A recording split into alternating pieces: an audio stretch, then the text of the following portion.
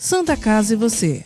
Apoio. Hospital de Olhos Crotone. Referência em oftalmologia. Multimagem. Diagnóstico por imagem. Isomedical. Tecnologia a serviço da vida. Plano Santa Casa Saúde. O melhor atendimento em plano de saúde. Early Kids Healthcare. Protegemos vidas vulneráveis.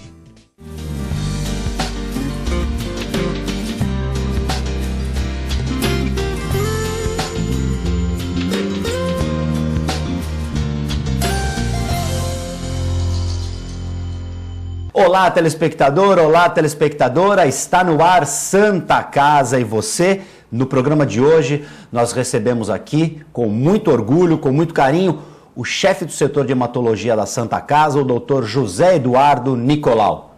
Dr. José Eduardo, muito obrigado pela presença. Obrigado pelo convite e é sempre importante estar aqui para poder esclarecer o que for necessário à população. Dr. Nicolau é médico hematologista. Explica um pouquinho aí, antes da gente começar no nosso assunto propriamente dito, o que faz um médico hematologista, doutor? Na verdade, a hematologia é uma especialidade ampla, ela tem um aspecto, uma parte, vamos dizer assim, clínica, que é o tratamento das doenças hematológicas, como anemias, leucemias, linfomas, que é a mieloma múltiplo, que é a parte maligna. E tem um outro aspecto relacionado com a transfusão de sangue, que é o que a gente chama de hemoterapia. Então, é toda aquela parte de coleta, processamento e transfusão de sangue. Nesse nosso programa, nós vamos tentar abordar um pouco de cada coisa, porque são coisas muito importantes, são assuntos muito importantes. Sim, muito interligados também. Perfeitamente. Primeiramente, vamos falar dessa questão da transfusão de sangue, que é sempre importante. A gente, durante o ano todo, nós temos campanhas incentivando a doação. Uma pergunta do repórter, do leigo. O brasileiro ainda, culturalmente, ele é um pouco, digamos assim, ele não gosta muito de doar sangue? Ou isso já está mudando? Não, isso eu acho que já está mudando. Hoje os bancos de sangue contam com aquele grupo de doadores que são frequentes, que são fiéis.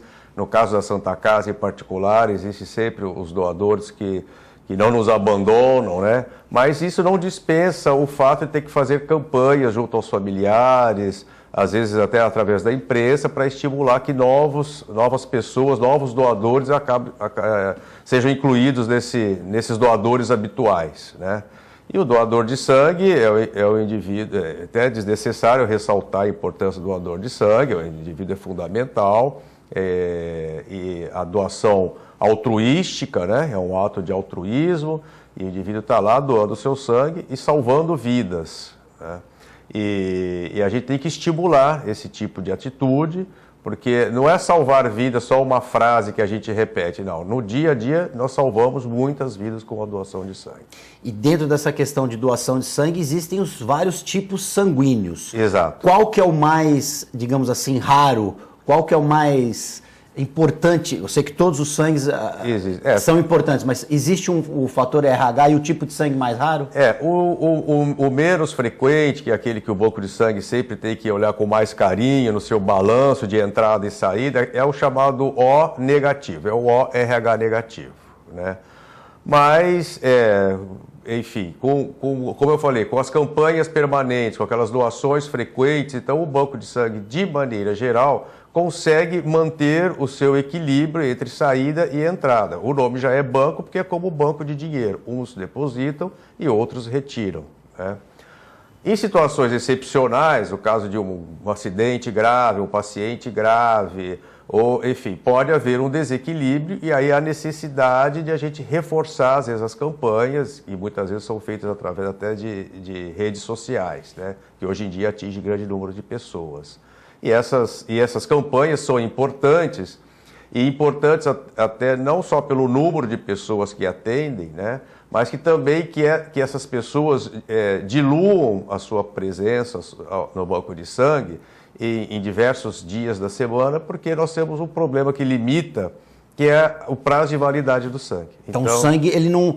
Para as pessoas que estão nos assistindo, a maioria acredita, o sangue tem um prazo de validade. Tem um prazo de validade. Então, por exemplo, os glóbulos vermelhos, que é o mais importante, que é a transfusão de glóbulos vermelhos, ele tem um prazo de validade varia de acordo com o componente usado, mas de 32 a 45 dias em geladeira. Após esse período, ele não pode ser utilizado. Então, por isso que é importante que nessas doações de sangue, na medida do possível, elas sejam diluídas ao longo dos dias, ao longo da semana, ao longo dos meses, para que não haja um acúmulo excessivo num determinado período e numa outra fase a gente tem uma carência de produto. Vou dar um exemplo aqui. Uma pessoa precisa fazer uma cirurgia e vai precisar de sangue. Então ela faz o contato com os amigos, com familiares. Isso. É necessário, então, que essas pessoas entrem em contato ou façam algum tipo de contato com o médico ou com o próprio banco de sangue para saber justamente essas regras. Olha, não vai todo mundo de uma vez, vamos escalonar essas doações. É assim que funciona? Isso, de preferência que ele seja diluído, mas sempre ressaltando que o doador de sangue é sempre muito bem-vindo, é um indivíduo que tem sempre que ser muito bem tratado, né?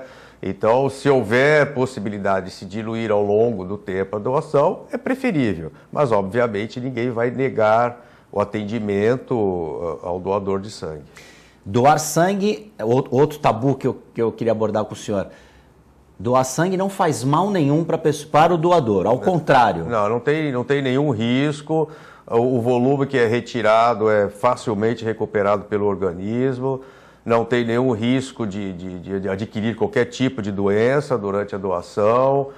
O indivíduo pode, a partir daí, doar com frequência. Essa frequência vai depender da disponibilidade do indivíduo. Não quer dizer que ele tenha que doar a cada 3 ou 4 meses, que ele tenha que doar sempre.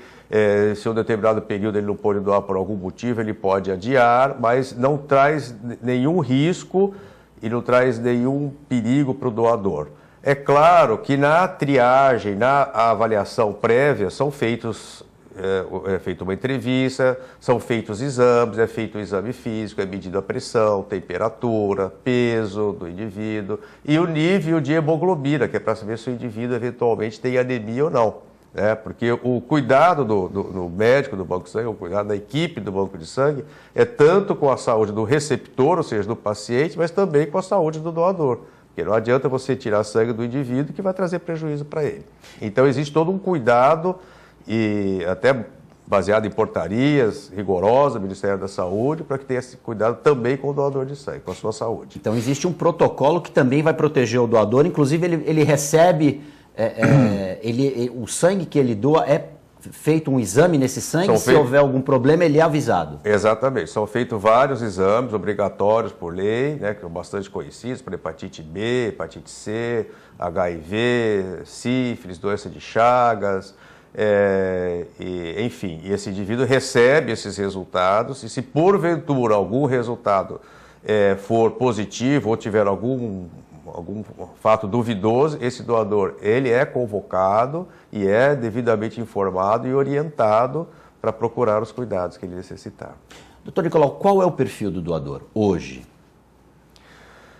Bom, em geral é um doador, vamos dizer assim, de classe média baixa, né? Mas é um indivíduo que é preocupado com o próximo, é preocupado em salvar vidas, né? É mais homem, mais mulher? Em geral um pouco mais de homem, mas as mulheres também comparecem em grande número para doação de sangue. As mulheres podem doar com um pouco menos de frequência que os homens podem doar com intervalo de 3 meses até 4 vezes do ano, as mulheres têm que ter um intervalo um pouco maior, né? Cada 4 meses, ou máximo de 3 doações por ano. E por que essa doação não pode ser, por exemplo, mensal? Porque o indivíduo, quando doa sangue, existe um período para que ele recupere aqueles glóbulos vermelhos que ele acabou doando, né? E o elemento básico para isso é o ferro. Então tem que dar um tempo para o organismo recuperar aquele ferro que ele perdeu, vamos dizer assim, durante a doação, para que ele volte a ter um nível normal de hemoglobina.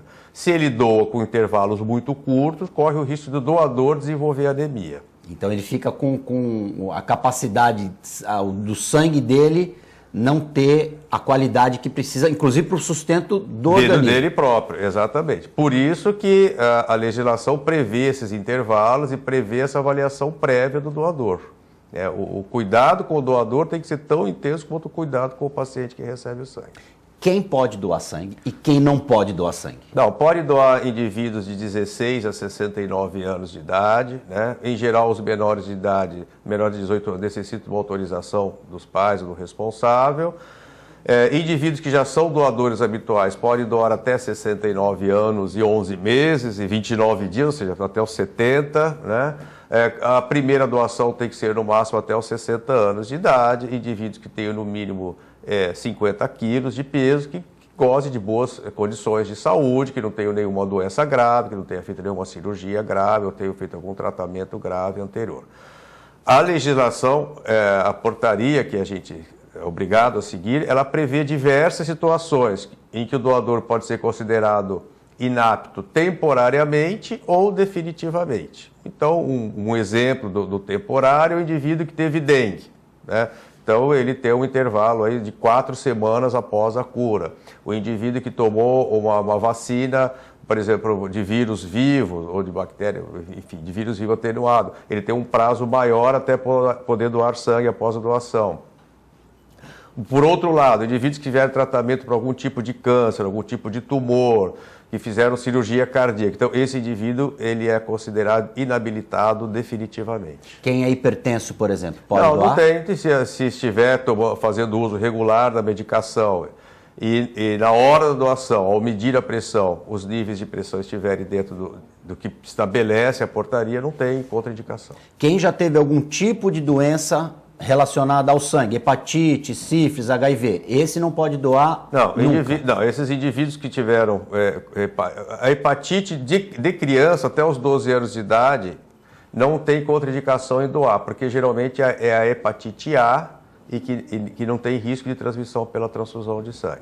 Mas indivíduos que tiverem hepatite B ou que tiverem hepatite C, que tem o vírus HIV, esses indivíduos não podem doar. Indivíduo com sífilis, desde que tenha sido tratado e o exame não acuse nenhuma alteração, ele pode doar.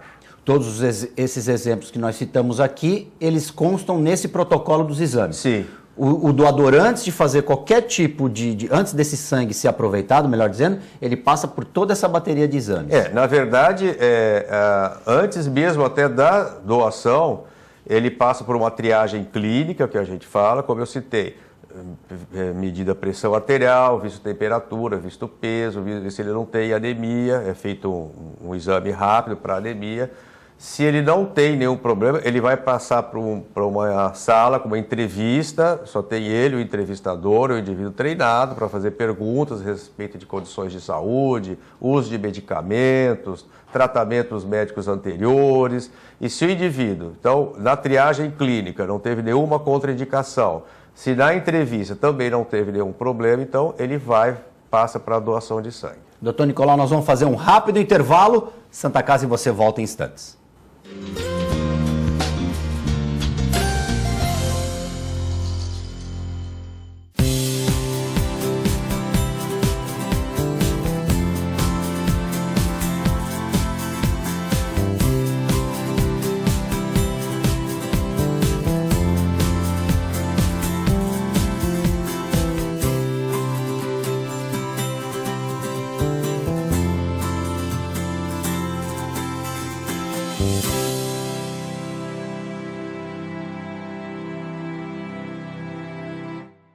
A Clínica Multiimagem é especializada em exames de radiologia e diagnóstico por imagem, investindo continuamente em tecnologia e trazendo constantes inovações para proporcionar à comunidade médica e seus pacientes diagnósticos ainda mais precisos. Sua nova e moderna estrutura, aliada à tecnologia de ponta, juntamente com o corpo clínico especializado, tornam a Clínica Multiimagem um dos centros de diagnósticos por imagem mais avançado do estado de São Paulo. Entre em contato pelo telefone 3202-1250.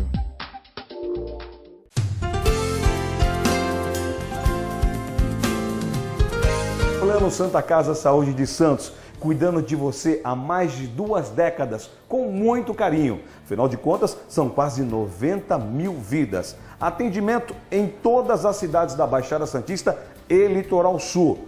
Plano Saúde Total, ou seja, saúde mais odontologia. Inclusive o programa de saúde continuada, prevenção de doenças crônicas, Plano Santa Casa Saúde de Santos, há mais de 2 décadas cuidando de você com carinho. A vida é vulnerável, por isso protegemos uns aos outros. Proteger é nosso instinto. A vida precisa de cuidados.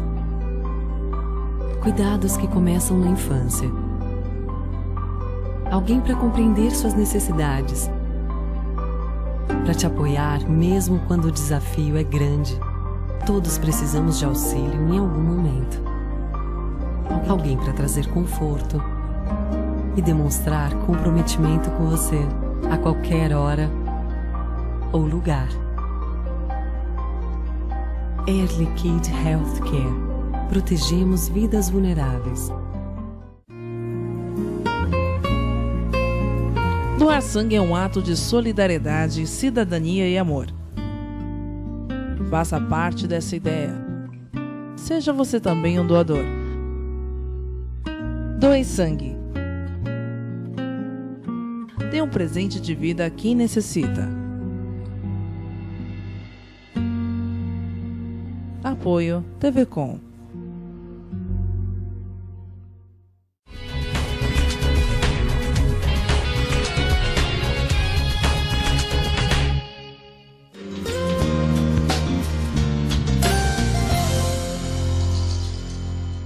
Santa Casa e você já está de volta. No programa de hoje nós recebemos aqui nos nossos estúdios o chefe do setor de hematologia da Santa Casa de Santos, Dr. José Eduardo Nicolau. Dr. José Eduardo, vamos voltar um pouquinho lá no primeiro bloco, só mais 2 perguntas na questão de quem pode doar sangue. O usuário de drogas, principalmente o usuário de drogas injetáveis, ele pode doar sangue? Não, esse indivíduo não deve doar sangue, principalmente se ele compartilha seringas, né? Que aí tem um risco grande de contaminação por vírus, não só HIV, mas hepatite, enfim. Então, indivíduos que compartilham seringas, usuários de drogas, esse indivíduo deve se abster de fazer doação de sangue. Diabético. O diabético pode doar, só tem restrição para quem faz uso da insulina, mas o diabético que faz uso de medicamentos, de uso oral, esse indivíduo pode doar normalmente. A gente no intervalo aqui estava falando sobre um assunto meio ficção científica, mas que a ciência com certeza um dia chega lá. Quando que o homem vai poder produzir, ou quando será possível, melhor dizendo, se produzir o sangue artificial? Então, dentro desse assunto, alguma coisa já existe. Por exemplo, a proteína que falta no indivíduo com hemofilia. A hemofilia A, falta uma proteína da coagulação do sangue, que é o fator 8. E já existe o fator 8 chamado recombinante, ou seja, ele não precisa ser retirado do plasma, ele não depende mais do sangue humano, ele pode ser feito na própria indústria. Então, nesse aspecto, nessa área já teve algum progresso. Agora, em relação aos glóbulos vermelhos, ou mesmo glóbulos brancos ou plaquetas, que são as células que tem no sangue, esse caminho ainda vai ser mais distante. Eu creio que a curto ou mesmo a médio prazo a gente não deve ter nada. A gente ainda vai continuar dependendo da doação de sangue. Falando no hemofílico, qual é o problema do hemofílico? Então, o hemofílico é uma doença hereditária que ele nasce com uma falta de uma proteína no sangue que é importante na coagulação do sangue. Então, como ele não tem essa proteína, então ele tem problemas hemorrágicos, ele tem problema de sangramento. E para estancar o sangramento, ele tem que tomar transfusão, então, desse fator. Fator 8, como eu falei, da hemofilia A, ou fator 9 da hemofilia B. Das doenças relacionadas ao sangue, qual que mais preocupa e qual é que a medicina já está... Você citou o caso da hemofilia, mas qual que é a doença que a medicina já está com avanços consideráveis para tentar minimizar os impactos? Bom, dentro das doenças hematológicas, uma que já há muitos anos já tem um progresso grande, tem melhorado, são as leucemias das crianças, né? A chamada leucemia linfóide aguda ou linfoblástica aguda da criança.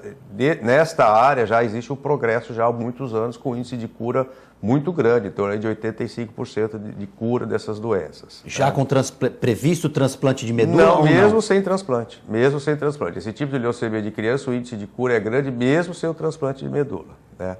Em outras áreas da hematologia, por exemplo, a leucemia mieloide crônica, Nós temos um progresso muito grande, é uma doença que há 15, 20 anos atrás, o indivíduo tinha depois do diagnóstico, ele, com o melhor tratamento que existia, ele tinha uma sobrevida de 4, 5 anos, 6 anos na melhor da hipótese. E hoje, com medicação oral, quer dizer, um comprimido que ele toma por dia, esses indivíduos se tornou uma doença verdadeiramente crônica. Os indivíduos estão vivendo 15, 20 e tantos anos. Né? Sem o transplante de medula. Sem o transplante de medula. E ainda tem o recurso de se poder fazer o transplante. Exatamente. Lógico, se eventualmente ele não responder ao tratamento, ele tem o recurso do transplante de medula. Mas no caso específico dessa doença que eu citei, a leucemia mieloide crônica, só 25% dos indivíduos tinham doadores compatíveis. Então, 25% dos indivíduos poderiam se beneficiar do transplante. Os outros 75% não podiam se beneficiar e acabavam morrendo em poucos anos. E hoje não, esses indivíduos mesmo sem transplante estão sobrevivendo muito tempo. Né? Na área de linfomas, por exemplo, um tipo de linfoma chamado linfoma de Hodgkin, que atinge muitos indivíduos em adultos jovens, o índice de cura é muito grande, com novas drogas, com novos quimioterápicos. Hoje nós temos a imunoterapia associada à quimioterapia, então o progresso tem sido muito grande nesta área da oncohematologia. E todas essas doenças relacionadas ao sangue, elas são hereditárias ou não? Não. Tem o fenótipo e tem o genótipo também. Não, existe, às vezes, tendência familiar para determinado tipo de doença. Às vezes, uma família tem o maior número de casos daquela família, mas não é hereditário. Então, essa preocupação a gente sente, no consultório, nos ambulatórios, a gente diariamente ouve essa preocupação. A pessoa teve um linfoma e fica preocupada em saber se o filho vai ter ou se outras pessoas da família vão ter. Então, não existe essa relação direta. Pode ter uma tendência familiar, mas não é doença hereditária. Agora, para quem está num relacionamento, pensando em ter um filho, é importante fazer um exame para se detectar possível incompatibilidade sanguínea? Não. Hoje em dia isso não é um problema sério, quer dizer, não há, por causa da discrepância do grupo sanguíneo, o homem ser A positivo, a mulher ser O negativo, quer dizer, hoje a medicina tem como contornar isso, né? Há muitos anos atrás isso era um problema, que poderia a criança nascer com anemia grave, ter que fazer a troca de sangue. Hoje tem como detectar, tem como agir preventivamente, então isso não é uma preocupação. Sem problema nenhum. Sem problema nenhum. Agora, voltando um pouquinho no passado, lembrando aqui da minha avó que fazia bife de fígado na panela de ferro. Isso, porque dizia que o ferro e o ferro do fígado ajudavam a dar uma consistência e a gente não ter anemia, por exemplo. Isso é verdade? Por que existe isso? Anemia, existem numerosas causas de anemia, né? Que é a deficiência de glóbulos vermelhos. E a anemia, a gente sabe, provoca cansaço, sonolência, enfim, palpitação, falta de ar, se ele fizer um esforço maior. Existem muitas causas de anemia. A mais frequente é a deficiência de ferro, né? E o ferro, ele está presente na carne, né? Não precisa ser necessariamente o fígado, ainda existe essa história do fígado.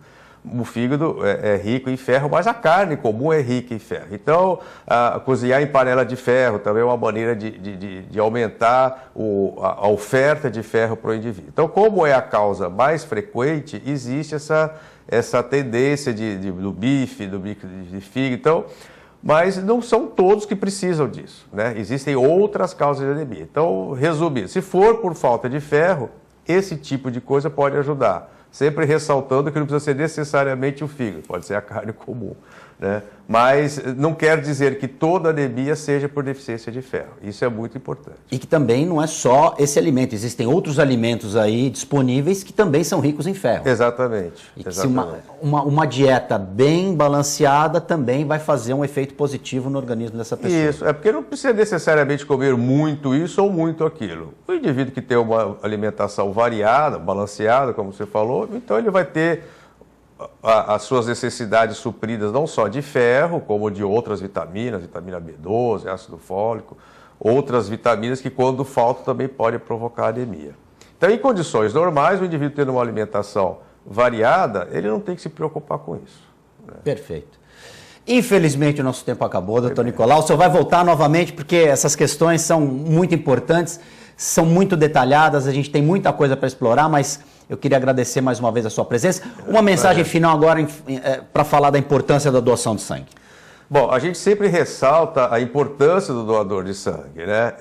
Eu nem sei se o indivíduo que doa sangue, se ele tem realmente ideia da dimensão daquele benefício que ele traz. Porque a gente que está do outro lado, tratando indivíduos com doenças graves, que necessitam de transfusão de sangue, indivíduos acidentados, de cirurgias, ou mesmo casos de leucemias. Então, realmente, não é uma maneira só não é uma frase que a gente vive repetindo, porque realmente eles salvam vidas e eu acho que é um indivíduo que tem que sempre ser exaltado, é a figura do doador de sangue. Muito obrigado, doutor Nicolau. Muito obrigado a você que está nos assistindo e você que também é doador de sangue. Parabéns. Se você não é, seja doador. Doar sangue salva vidas. Santa Casa e você fica por aqui. Nós voltamos na próxima edição.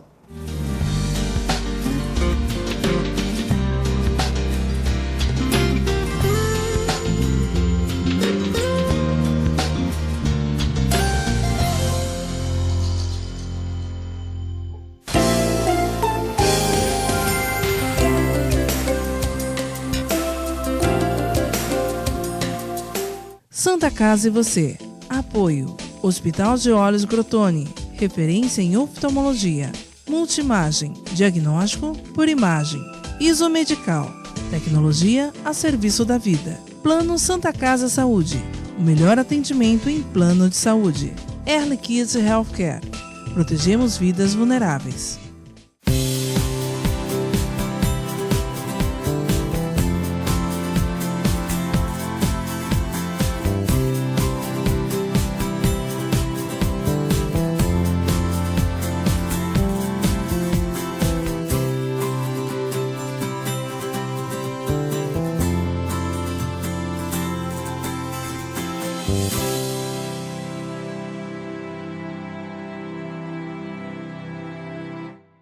A Clínica Multiimagem é especializada em exames de radiologia e diagnóstico por imagem, investindo continuamente em tecnologia e trazendo constantes inovações para proporcionar à comunidade médica e seus pacientes diagnósticos ainda mais precisos. Sua nova e moderna estrutura, aliada à tecnologia de ponta, juntamente com o corpo clínico especializado, tornam a Clínica Multiimagem um dos centros de diagnósticos por imagem mais avançado do estado de São Paulo. Entre em contato pelo telefone 3202-1250.